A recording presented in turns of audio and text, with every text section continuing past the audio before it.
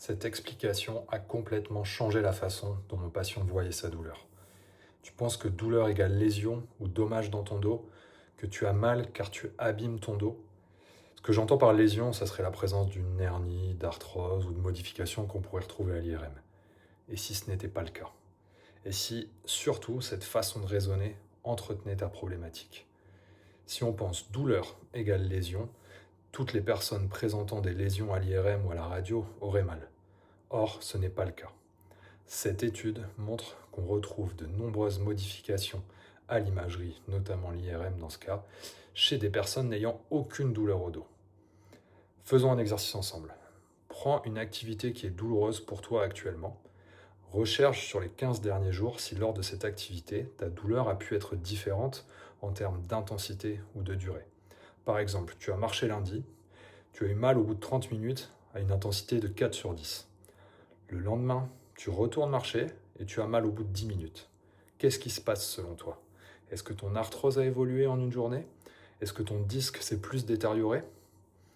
Maintenant, imaginons que tu remarches le surlendemain et que tu es capable de marcher cette fois 45 minutes sans douleur.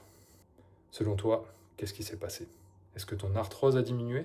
Est-ce que ta hernie s'est résorbée? Ta scoliose s'est atténuée? Et tu peux observer ça sur différentes activités. La durée de position assise, la pratique d'un sport, le temps que tu es capable de faire de ton ménage, le travail. Et tu vois bien que ce raisonnement ne tient pas. Il ne tient pas car l'équation est fausse. Ce n'est pas une équation à deux parties. Douleur n'est pas égale à lésion. Un troisième élément va rentrer en compte et expliquer pourquoi ces fluctuations arrivent. Et c'est cet élément sur lequel on va chercher à travailler.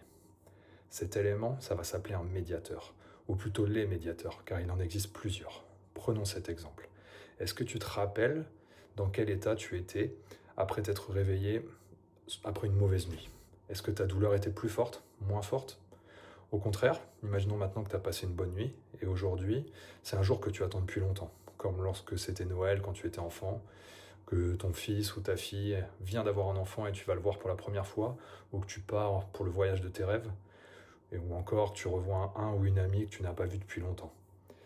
Et enfin, imaginons que tu as gagné au loto. Dans quel état penses-tu que tu vas être? On vient déjà ici de voir plusieurs médiateurs. On voit surtout qu'ils peuvent être positifs ou négatifs. Un sommeil de qualité ou un manque de sommeil, du stress ou de l'excitation, une humeur positive, un moral qui est bon ou mauvais, etc. Il existe un tas d'éléments pouvant modifier ta douleur. Je t'en fais une liste non exhaustive ici. Tu peux mettre sur pause pour regarder ça.